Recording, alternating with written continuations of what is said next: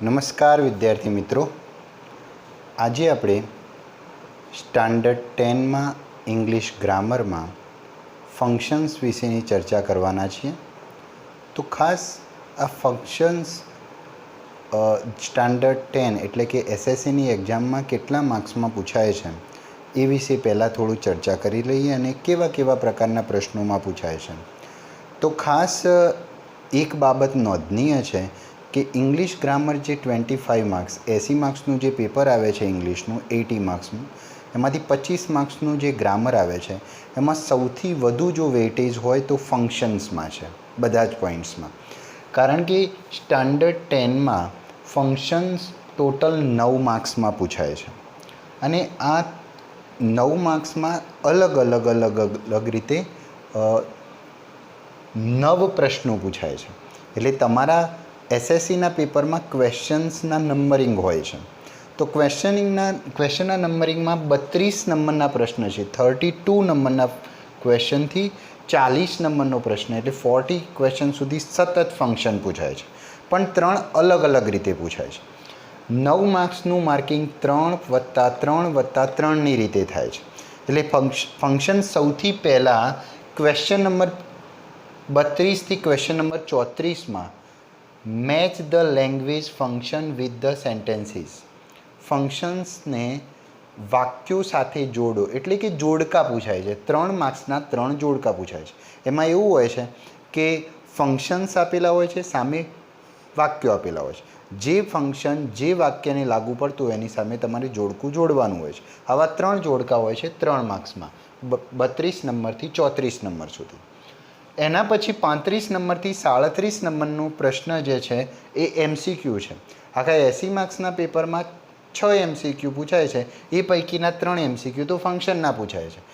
એની આ 35 નંબરથી 37 નંબરના પ્રશ્નની ઇન્સ્ટ્રક્શન આ રીતે હોય છે: choose and write the appropriate responses focusing on two functions to complete the conversation. એટલે કે ડાયલોગ્સ ફોર્મ, એટલે 2 જણ વાત કરતા હોય, એક વ્યક્તિ અને બીજો વ્યક્તિ, 2 જ વ્યક્તિ વાત કરતા હોય, એમાં કોઈ એકનું વિધાન આપ્યું નથી હોતું, ડાયલોગ હોય છે, પણ કોઈ એકમાં બ્લેન્ક હોય છે અને એના બ્રેકેટમાં ફંક્શન આપેલું હોય છે કે આ કયા ફંક્શનથી વાત કરે છે, પરંતુ એના 4 જવાબો નીચે એમસીક્યુ સ્વરૂપે આપેલા હોય છે. એમાંથી તમારે એક ઓપ્શન પસંદ કરવાનો હોય છે. આ રીતે એક ડાયલોગ થયો. આવા 3 ડાયલોગ અલગ અલગ રીતે પૂછાય છે, 35 નંબરથી 37 નંબરના, દરેકનો 1 માર્ક્સ, એ રીતે 3 માર્ક્સમાં પૂછાય છે. હવે ક્વેશ્ચન નંબર 38 ટુ 40, 38 નંબરના પ્રશ્નથી 40 નંબરના પ્રશ્નમાં ફંક્શન આ જ ઇન્સ્ટ્રક્શનથી પૂછાય છે: complete the sentences using the function given in the brackets. એટલે કે વાક્ય કાં તો શરૂઆતમાં અધૂરું હોય, કાં તો શરૂઆતમાં આપેલું હોય અને પાછળનો ભાગ અધૂરો હોય, અને જે વાક્ય અધૂરો છે એના કૌંસમાં ફંક્શન આપેલું હોય છે, હિન્ટ આપેલી હોય છે. કૌંસમાં જે ફંક્શન હોય છે એ હિન્ટથી તમારે એ વાક્ય પૂર્ણ કરવાનું હોય છે. બરાબર? આમાં કોઈ વિકલ્પ નથી હોતો, તમારી રીતે એ ફંક્શનનો યુઝ એમાં થવો જોઈએ. તો દરેક વિદ્યાર્થીના જવાબો આમાં વેરી, એટલે અલગ અલગ પણ હોઈ શકે. બસ શરત એટલી છે કે કૌંસમાં જે ફંક્શન આપેલું છે એનો ઉપયોગ થવો જોઈએ. આવા 3 વિધાનો પૂછાય છે 38 નંબરથી 40 નંબરના પ્રશ્નમાં 3 માર્ક્સમાં. તો આ રીતે સૌથી વધુ વેઇટેજ ફંક્શનમાં છે. તો હવે આપણે ફંક્શન ભણવાની શરૂઆત કરીએ.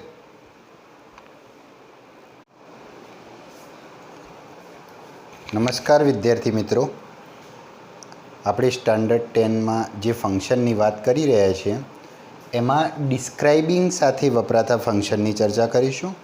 તમારે એ મેચિંગ પેર હોય કે પછી ડાયલોગ્સ હોય કે પછી સેન્ટેન્સ વાક્ય પૂર્ણ કરવાનું હોય, પણ એક બાબત તમે ફંક્શન કોડથી જાણશો કે ભાઈ કોઈ પણ ફંક્શનની સામે કેવા પ્રકારના વિધાનો આવે એ યાદ રાખશો તો તમે 3 પ્રકારની અલગ અલગ એક્સરસાઇઝ બહુ જ ઇઝીલી સોલ્વ કરી શકશો. એમાં સૌથી પહેલાં એક શબ્દ છે ડિસ્ક્રાઇબિંગ. આ ડિસ્ક્રાઇબિંગ શબ્દ, describing past event, describing time, describing location, describing of action, describing action, describing process. Describing શબ્દના સાથે જોડાયેલો કોઈ પણ શબ્દ હોય તો એના એના કોડ સાથે એમાં કેવા પ્રકારના વાક્યો તમારે વાપરવાના છે એની આપણે આજે ખાસ ચર્ચા કરવી છે. જો ડિસ્ક્રાઇબિંગ પાસ્ટ ઇવેન્ટ હોય તો એ વાક્યો ધ્યાન રાખો, ફંક્શનનું નામ છે describing past event. Describing past event નામનું જે ફંક્શન છે એમાં સંપૂર્ણપણે સાદા ભૂતકાળના વાક્યો મોસ્ટલી આવે, એટલે પાસ્ટ ફોર્મ. ક્રિયાપદનું ભૂતકાળનું રૂપ આપેલું હોય તો ડિસ્ક્રાઇબિંગ પાસ્ટ ઇવેન્ટ આવે. ડીડ નોટ સાથે મૂળ રૂપ આપ્યું હોય તો પણ ડિસ્ક્રાઇબિંગ પાસ્ટ ઇવેન્ટ આપે. વોઝ વેર અને આઈએનજીનો રૂપ આપ્યો હોય, વોઝ વેર સાથે આઈએનજીનો રૂપ, તો પણ ડિસ્ક્રાઇબિંગ પાસ્ટ ઇવેન્ટ આવે. તો ડિસ્ક્રાઇબિંગ પાસ્ટ ઇવેન્ટ આ રીતે યાદ રાખવી. હવે ડિસ્ક્રાઇબિંગ ટાઈમ ઓર ડિસ્ક્રાઇબિંગ લોકેશન. મોટાભાગે પ્રેપોઝિશન જ્યારે વપરાય છે, કોઈ જગ્યાનું સૂચન કરવા માટે જ્યારે પ્રેપોઝિશન વપરાય છે ત્યારે ડિસ્ક્રાઇબિંગ ટાઈમ ઓર લોકેશન આવશે. એમાં ડિસ્ક્રાઇબિંગ ટાઈમની અંદર કોઈ ઓન, ઇન, એટ, મોટાભાગે ઓન, ધ્યાન રાખજો, ઓન, ઈટ અને એટથી જ્યારે કોઈ સ્થળ સીધું બતાવ્યું હશે ત્યારે મોટાભાગે ડિસ્ક્રાઇબિંગ ટાઈમ આવશે. પરંતુ કોઈ ટાઈમ બતાવવા માટે કોઈ અલગ અલગ પ્રકારના preposition by, from, toward, since, for, just, already, આવા બધા શબ્દો વપરાયા હશે કોઈ એક્ઝેક્ટ લોકેશન બતાવવા માટે, તો ડિસ્ક્રાઇબિંગ લોકેશન આવશે. હવે ડિસ્ક્રાઇબિંગ ઓફ એક્શન અથવા ડિસ્ક્રાઇબિંગ એક્શન બે વસ્તુ એક જ છે. તો ડિસ્ક્રાઇબિંગ ઓફ એક્શન અથવા ડિસ્ક્રાઇબિંગ એક્શન હોય તો એમાં કોઈ પણ કાળનું પેસિવ વાક્ય આવે. હવે ત્યારે તમારે વાક્ય રચનાઓ શું ધ્યાનમાં રાખવાની છે? એમ ઇઝ આર વત્તા ભૂતકૃદંત આપેલું હોય, વોઝ વેર વત્તા ભૂતકૃદંત આપેલું હોય, હેવ, હેઝ, હેડ પછી બીન આપી અને ભૂતકૃદંત આપેલું હોય, સેલ, વિલ પછી બી આપીને ભૂતકૃદંત આપેલું હોય, આવું કોઈ પણ પ્રકારનું વાક્ય હોય તો ડિસ્ક્રાઇબિંગ એક્શનની અંદર આવશે. હવે ડિસ્ક્રાઇબિંગ પ્રોસેસ. ડિસ્ક્રાઇબિંગ પ્રોસેસમાં બધા જ ઇમ્પેરેટિવ સેન્ટેન્સ, આજ્ઞાર્થ વાક્યો આવશે, કારણ કે પ્રોસેસ બતાવવાની હોય. જ્યારે 2 કે 3 વાક્યો પ્રોસેસ બતાવે, ક્રમ બતાવે, ક્રિયાનો ક્રમ, ત્યારે એમાં કરતા નથી આવતો, પ્રોસેસ એટલે કે સીધા જ ક્રિયાપદથી વાક્યો ચાલુ થાય છે. ઇમ્પેરેટિવ સેન્ટેન્સીસ મોટાભાગે જેને આપણે આજ્ઞાર્થ વાક્યો કહીએ છીએ એ સીધા ક્રિયાપદથી ચાલુ થાય છે. તો આવી 2-3 વાક્યો અથવા 2 વાક્યોથી કોઈ પ્રોસેસ બતાવાતી હોય તો એમાં ડિસ્ક્રાઇબિંગ પ્રોસેસ આવશે. હવે describing person, describing place, describing thing. જ્યારે પ્લેસ, થિંગ ઓર પર્સનને ડિસ્ક્રાઇબ કરવાની હોય ત્યારે મોટાભાગે એડજેક્ટિવ ક્લોઝ કે એડજેક્ટિવ ફ્રેઝ વપરાય. હવે એડજેક્ટિવ ક્લોઝ અને એડજેક્ટિવ ફ્રેઝમાં who, whom, whose, that, where, which, એમાં ખાસ યાદ રાખો, જ્યારે હુ, હુમ કે હુઝ હોય મોટાભાગે અને એ પર્સનની વાત કરતા હોય, હુ હોય તો એ ડિસ્ક્રાઇબિંગ પર્સન જ આવે, હુમ હોય તો પણ ડિસ્ક્રાઇબિંગ પર્સન આવશે. પણ હુઝમાં 2 પ્રકાર છે. કદાચ હુઝ એ કોઈ વસ્તુ સાથેનો પણ સંબંધ બતાવતો હોય અને કોઈ વ્યક્તિ સાથેનો સંબંધ બતાવતો હોય. વ્યક્તિ સાથેનો સંબંધ બતાવતો હોય ત્યારે ડિસ્ક્રાઇબિંગ પર્સન જ આવશે. પછી ધેટ, વિચ અને કોઈ વસ્તુ બતાવી હોય તો ડિસ્ક્રાઇબિંગ થિંગ આવશે. અને વેર આવ્યું છે તો ડિસ્ક્રાઇબિંગ પ્લેસ આવશે. તો આ પ્રકારે એડજેક્ટિવ ક્લોઝ અથવા એડજેક્ટિવ ફ્રેઝ વપરાયા છે આ હુ, whom, whose, that, where, which સાથે. તો ડિસ્ક્રાઇબિંગ પર્સન, પ્લેસ ઓર થિંગ, પણ એમાં હુ હશે તો ફરીથી એક વખત કહું છું, હુ અથવા હુમ હશે તો પર્સન, હુ, હુમ, હુઝ હશે તો પર્સન, વેર હશે તો પ્લેસ, વિચ અને ધેટમાં પણ પ્લેસ આવી શકે અને વિચ અને ધેટમાં થિંગ પણ આવી શકે, ડિસ્ક્રાઇબિંગ થિંગ. તો આ રીતે ડિસ્ક્રાઇબિંગના બધા જ ફંક્શનની અહીંયા આપણે ચર્ચા કરી છે. હવે આપણે મિત્રો આપણે એક્સપ્રેસિંગ એટલે કે ફંક્શનમાં એક્સપ્રેસિંગ શબ્દ આગળ વપરાય એ પ્રકારના ફંક્શન્સની વાત કરીએ છીએ. Expressing possibility, expressing ability, expressing necessity, expressing frequency and manner વગેરે વગેરે. તો જેમ આપણે ડિસ્ક્રાઇબિંગની વાત કરી એ જ રીતે એક્સપ્રેસિંગ, તમે આ રીતે કેટેગરાઇઝ કરીને જો ફંક્શન્સ યાદ રાખશો તો સરળતાથી ફંક્શન્સ યાદ રહેશે. બહુ વધુ વેઇટેજવાળો ક્વેશ્ચન છે પણ એટલું જ સરળ છે. તમે આ રીતે સિસ્ટમેટિક મહેનત કરશો કોડથી કે આ શબ્દો જ યાદ રાખવાના છે કે કેવા પ્રકારના ફંક્શનમાં કેવા પ્રકારનું વાક્ય હોવું જોઈએ. એ જો તમારા મનમાં મેમરાઇઝ થઈ જશે તો તમે સરળતાથી કોઈ પણ પ્રકારનું ફંક્શનનો ક્વેશ્ચન સરળતાથી સોલ્વ કરી શકશો. તો એક્સપ્રેસિંગ પોસિબિલિટી એટલે સંભવિતતા. જ્યારે એક્સપ્રેસિંગ પોસિબિલિટી હોય તો એ વિધાનમાં સંભવિતતા બતાવેલી હોવી જ જોઈએ, અને સંભવિતતા મે અને માઇટથી જ બતાવાય છે. મતલબ વાક્યમાં મે અને માઇટવાળા શબ્દો હોય, મે અને માઇટ સહાયકારક ક્રિયાપદો હોય તો એ એક્સપ્રેસિંગ પોસિબિલિટી જ ફંક્શન આવે. એક્સપ્રેસિંગ એબિલિટી એટલે ક્રિયાશીલતા, જે આપણી ફિઝિકલ એબિલિટી બતાવે છે અથવા મેન્ટલી એબિલિટી બતાવે છે. તો જે વાક્યમાં કેન અથવા કુડ આવશે એ વાક્યમાં એક્સપ્રેસિંગ એબિલિટી જ ફંક્શન હશે. આ યાદ રાખવું. એક્સપ્રેસિંગ નેસેસિટી અહીંયા ફરજિયાતપણું બતાવે છે, એટલે જે વાક્યમાં must, have to, has to પણ આવી શકે, હેડ ટુ પણ આવી શકે. તો જે વાક્યમાં must, have to, has to કે હેડ ટુ આવેલું હોય તો એ વાક્યમાં એક્સપ્રેસિંગ નેસેસિટી જ ફંક્શન આવશે.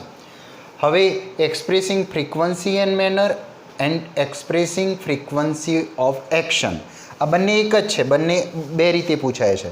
ધ્યાન રાખો, જ્યારે ફ્રીક્વન્સી એન્ડ મેનર એક્સપ્રેસિંગ શબ્દ હોવો જોઈએ આગળ, ધ્યાન રાખજો. એક્સપ્રેસિંગ ફ્રીક્વન્સી એન્ડ મેનર અને એક્સપ્રેસિંગ ફ્રીક્વન્સી એક્શન હોય ત્યારે તમારે વાક્યમાં ધ્યાન રાખો, જ્યારે કોઈ પણ પ્રકારના વાક્યમાં કોઈ એડવર્બ વપરાયું છે એ એડવર્બ એલવાય પ્રત્યયવાળું છે. ઓકેશનલી, ફ્રિકવન્ટલી, યુઝવલી, જનરલી, આ બધા જે એડવર્બ છે એ પાછળ એલવાય પ્રત્યયવાળા છે.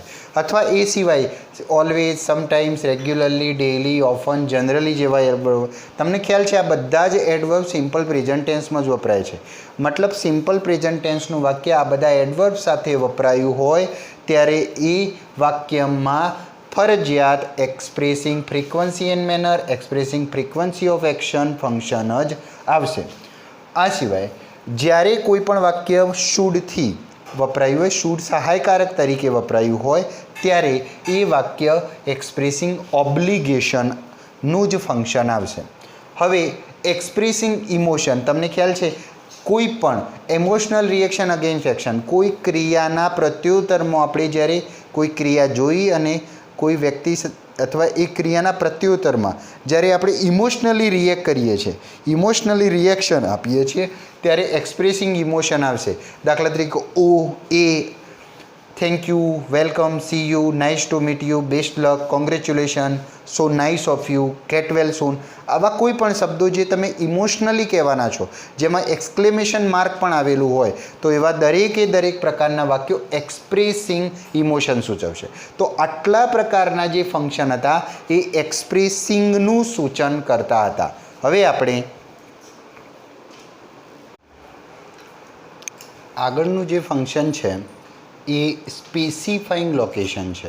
ધ્યાન રાખો, આપણે આગળ પણ ડિસ્ક્રાઇબિંગ પ્લેસ અને ડિસ્ક્રાઇબિંગ લોકેશનની ચર્ચા કરી હતી, પણ સેમ શબ્દ વપરાય છે સ્પેસિફાઈંગ લોકેશન. તો એમાં સેમ વસ્તુ છે. On, in, at, by, from, to, toward, since, for, just જેવા શબ્દો આવે છે. કેટલાક પ્રેપોઝિશન છે, કેટલાક એડવર્બ છે.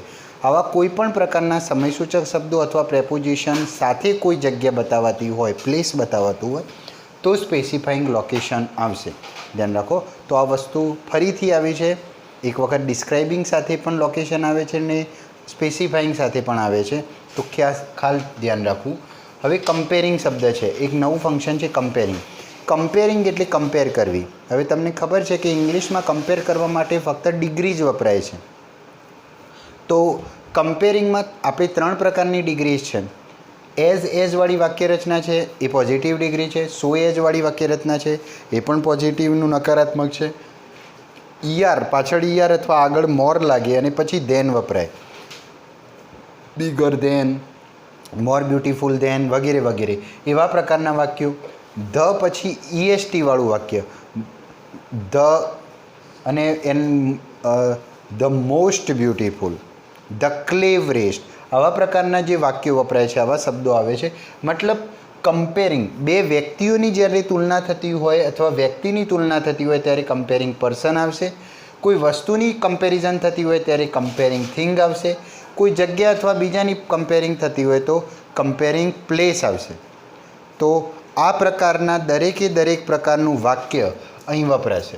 હવે રિપોર્ટિંગ ઇવેન્ટ. રિપોર્ટિંગ ઇવેન્ટ એ ફંક્શન સીધું જોડાયેલું છે ડાયરેક્ટ ઇનડાયરેક્ટ નેરેશન સાથે. અહીં તમને કોઈપણ પ્રકારનું કોઈપણ ઇનડાયરેક્ટનું વાક્ય આપેલું હોય ઇનડાયરેક્ટ નેરેશનનું, ત્યારે રિપોર્ટિંગ ઇવેન્ટ જ સમજવું. પણ કેટલાક નોંધનીય શબ્દો છે વાક્યમાં યાદ રાખવા માટે. ટોલ્ડ ધેટ, આસ્કડ ઇફ, અથવા આસ્કડ WH વર્ડ, એડવાઇઝડ વપરાયું હોય, સજેસ્ટેડ વપરાયું હોય, નોટ ટુ અથવા ટુ વપરાયથી ચાલુ થતું હોય, આસ્કડ ટુ હોય, આવા કોઈ પણ પ્રકારનું વાક્ય હોય એ ઇનડાયરેક્ટ નેરેશનનું વાક્ય હશે. તો ઇનડાયરેક્ટ નેરેશનનું કોઈ પણ વાક્ય હશે તો રિપોર્ટિંગ ઇવેન્ટ ફંક્શન આવશે. બીજું એક ફંક્શન છે મેકિંગ રિક્વેસ્ટ. તમે રિક્વેસ્ટ ક્યારે કરો છો? વાક્યમાં પ્લીઝ સાથે પ્રશ્નાર્થ વાક્ય હશે તો પણ મેકિંગ રિક્વેસ્ટ હશે. અને કોઈ પણ આ વાક્ય રચના સમજી લો. વુડ યુ પછી મૂળરૂપ હોય, કુડ યુ મૂળરૂપ હોય, વિલ યુ મૂળરૂપ હોય, કેન યુ મૂળરૂપ હોય.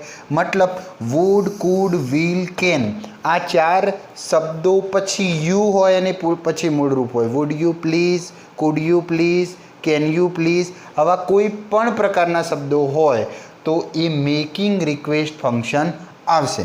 તો આ રીતે આ ફંક્શન. હવે આપણે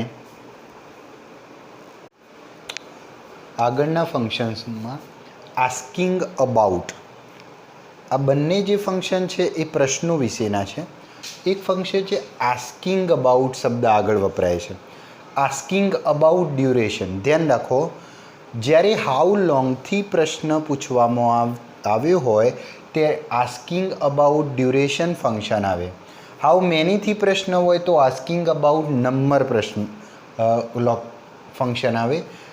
હાઉ મચથી પ્રશ્ન હોય તો આસ્કિંગ અબાઉટ ક્વોન્ટિટી ફંક્શન આવે. હાઉ ફારથી પ્રશ્ન હોય તો આસ્કિંગ અબાઉટ ડિસ્ટન્સ એ ફંક્શન આવે. આ ચારેય પ્રકારનો how long, how many, how much, how far એ ચારના અલગ અલગ ફંક્શન તો છે જ. Asking about duration, number, quantity અને ડિસ્ટન્સ. પણ ચારનું કોમન છે.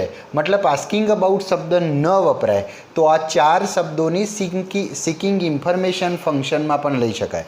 એટલે આ ચારેય પ્રશ્નોમાં જો આસ્કિંગ અબાઉટ ન હોય તો આ એક કોમન સિકિંગ ઇન્ફોર્મેશન ફંક્શન પણ કહી શકાય. સિકિંગ ઇન્ફોર્મેશન પ્રશ્નની અંદર who, what, when, where, which, whose, whom, how આ બધા પ્રશ્નોથી સામે કોઈ પણ પ્રકારની માહિતી મગાતી હોય અથવા શોધવાનો પ્રયત્ન થતો હોય તો સિકિંગ ઇન્ફોર્મેશન ફંક્શન આવશે. હવે inquiry as nature. Inquiry as nature એ પણ એક પ્રકારનું પ્રશ્નાર્થ ફોર્મેટ જ છે. કહેવા જઈએ તો બે એક જ વસ્તુ છે. પણ ઇન્ક્વાયરી એઝ નેચરમાં જનરલી ટુ બી અથવા સહાયકારક ક્રિયાપદોથી થતા પ્રશ્નો વધુના એડ થશે. મતલબ ડુ, ડઝ, ડીડથી શરૂ થતા પ્રશ્નો, શેલ વિલથી શરૂ થતા પ્રશ્નો, ઇઝ, એમ, આર, વોઝ, વેરથી શરૂ થતા પ્રશ્નો અને WH વાળી પ્રશ્નાર્થ વાક્ય રચનાઓ આવશે. આ બધું જ આવશે ત્યારે ઇન્ક્વાયરી એઝ નેચર મતલબ સ્વાભાવિક રીતે આપણે ઇન્ક્વાયરી કરી એવું ગણી શકાય. તો આ બે ફંક્શન જે ભણે આપણે asking about, seeking information, inquiry as nature આ બધા જ પ્રશ્નાર્થનો છે. જો કે આસ્કિંગ અબાઉટ તો સ્પેશિયલ જ વપરાય છે કે હાઉ લોંગ હોય તો જ આસ્કિંગ અબાઉટ ડ્યુરેશન આવે. બરાબર. હાઉ મેની હોય તો જ આસ્કિંગ અબાઉટ નંબર આવે. હાઉ મચ હોય તો જ આસ્કિંગ અબાઉટ ક્વોન્ટિટી આવે અને હાઉ ફાર હોય તો જ આસ્કિંગ અબાઉટ ડિસ્ટન્સ આવે. આગળના ફંક્શન્સમાં આસ્કિંગ અબાઉટ, આ બંને જે ફંક્શન છે એ પ્રશ્નો વિશેના છે. એક ફંક્શન છે આસ્કિંગ અબાઉટ, શબ્દ આગળ વપરાય છે. Asking about duration. ધ્યાન રાખો, જ્યારે હાઉ લોંગથી પ્રશ્ન પૂછવામાં આવ્યો હોય તે આસ્કિંગ અબાઉટ ડ્યુરેશન ફંક્શન આવે. હાઉ મેનીથી પ્રશ્ન હોય તો આસ્કિંગ અબાઉટ નંબર ફંક્શન આવે. હાઉ મચથી પ્રશ્ન હોય તો આસ્કિંગ અબાઉટ ક્વોન્ટિટી ફંક્શન આવે. હાઉ ફારથી પ્રશ્ન હોય તો આસ્કિંગ અબાઉટ ડિસ્ટન્સ એ ફંક્શન આવે. આ ચારેય પ્રકારનો how long, how many, how much, how far એ ચારના અલગ અલગ ફંક્શન તો છે જ. Asking about duration, number, quantity અને ડિસ્ટન્સ. પણ ચારનું કોમન છે, મતલબ આસ્કિંગ અબાઉટ શબ્દ ન વપરાય તો આ ચાર શબ્દોની સિકિંગ ઇન્ફોર્મેશન ફંક્શનમાં પણ લઈ શકાય. એટલે આ ચારેય પ્રશ્નોમાં જો આસ્કિંગ અબાઉટ ન હોય તો આ એક કોમન સિકિંગ ઇન્ફોર્મેશન ફંક્શન પણ કહી શકાય. સિકિંગ ઇન્ફોર્મેશન પ્રશ્નની અંદર who, what, when, where, which, whose, whom, how આ બધા પ્રશ્નોથી સામે કોઈ પણ પ્રકારની માહિતી મગાતી હોય અથવા શોધવાનો પ્રયત્ન થતો હોય તો સિકિંગ ઇન્ફોર્મેશન ફંક્શન આવશે. હવે inquiry as nature, inquiry as nature એ પણ એક પ્રકારનું પ્રશ્નાર્થ ફોર્મેટ જ છે. કહેવા જઈએ તો બે એક જ વસ્તુ છે, પણ ઇન્ક્વાયરી એઝ નેચરમાં જનરલી ટુ બી અથવા સહાયકારક ક્રિયાપદોથી થતા પ્રશ્નો વધુના એડ થશે. મતલબ ડુ, ડઝ, ડીડથી શરૂ થતા પ્રશ્નો, શેલવિલથી શરૂ થતા પ્રશ્નો, ઇઝ, એમ, આર, વોઝવેરથી શરૂ થતા પ્રશ્નો અને WH વાળી પ્રશ્નાર્થ વાક્ય રચનાઓ આવશે. આ બધું જ આવશે ત્યારે ઇન્ક્વાયરી એઝ નેચર મતલબ સ્વાભાવિક રીતે આપણે ઇન્ક્વાયરી કરી એવું ગણી શકાય. તો આ બે ફંક્શન જે ભણ્યા આપણે asking about, seeking information, inquiry as nature આ બધા જ પ્રશ્નાર્થનો છે. જો કે આસ્કિંગ અબાઉટ તો સ્પેશિયલ જ વપરાય છે કે હાઉ લોંગ હોય તો જ આસ્કિંગ અબાઉટ ડ્યુરેશન આવે, બરાબર. હાઉ મેની હોય તો જ આસ્કિંગ અબાઉટ નંબર આવે, હાઉ મચ હોય તો જ આસ્કિંગ અબાઉટ ક્વોન્ટિટી આવે ને હાઉ ફાર હોય તો જ આસ્કિંગ અબાઉટ ડિસ્ટન્સ આવે.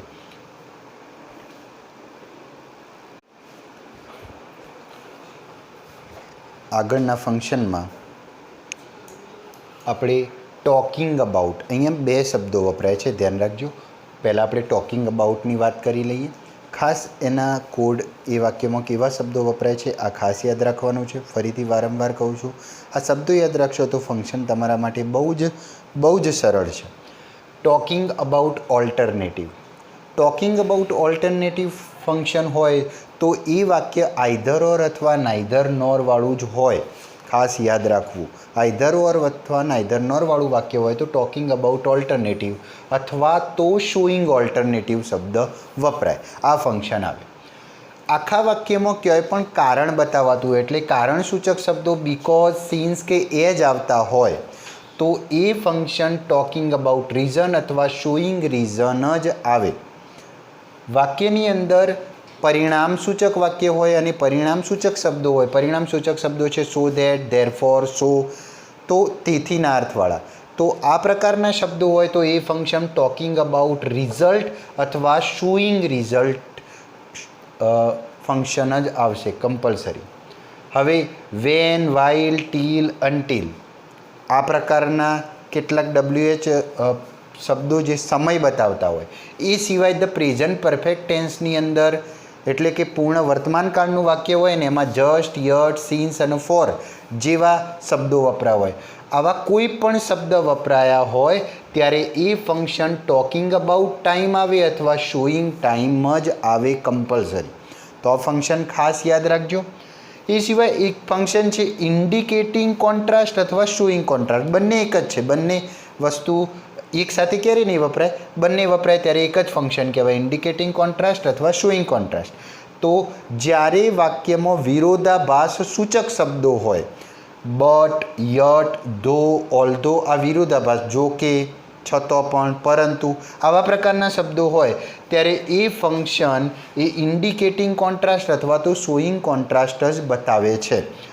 હવે એક્સચેન્જિંગનિસિટી લગભગ આ ફંક્શન વારંવાર પૂછાય છે. એટલે કોઈ પણ પ્રકારનું greetings, hello, how are you, fine, thank you, welcome, કોઈ પણ પ્રકારનું અભિવાદન દર્શાવતો શબ્દ એટલે જે ગ્રીટિંગ્સ બતાવતા હોય, hello, good morning, good evening, good afternoon, એટલે કે કોઈ પણ પ્રકારનું અભિવાદન બતાવતા કોઈ પણ પ્રકારના શબ્દો જ્યારે વાક્યમાં વપરાય છે ત્યારે એ ફંક્શન એક્સચેન્જિંગનિસિટી જ બતાવે છે, બરાબર. તો આ સિવાય આપણે ઘણી બધી એક્સરસાઇઝ તમે આ કોડ વર્ક યાદ રાખીને કરશો એટલે ફંક્શનમાં તમને કોઈ પણ પ્રકારની તકલીફ પડશે નહીં અને તમે 9માંથી 9 પૂરેપૂરા માર્ક્સ સારી રીતે મેળવી શકશો. જે પ્રકારના વાક્યો, જે પ્રકારના શબ્દો યાદ રાખવાના છે તમારે આને કોડ સમજી લો. આ કોડ હોય તો આ જ ફંક્શન આવે. હા, તમારે યાદ રાખી લેવાનું છે, મેમરાઇઝ કરી દેવાનું છે અને પછી તમારે પ્રેક્ટિસ કરવાની છે. તો જે 9 માર્ક્સનું આપણે સ્ટાન્ડર્ડ 10માં ફંક્શન પૂછાય છે અને સ્ટાન્ડર્ડ 9માં પણ ફંક્શન જે પૂછાય છે એમાંથી તમારે કોઈ પણ પ્રકારનો માર્ક્સ, એક માર્ક્સ પણ લોસ નહીં થાય. તમે પૂર્ણ માર્ક્સ મેળવી શકશો અને પૂર્ણ માર્ક્સ મેળવો એવી દરેકને ખૂબ ખૂબ શુભકામનાઓ. જય હિન્દ, જય ભારત.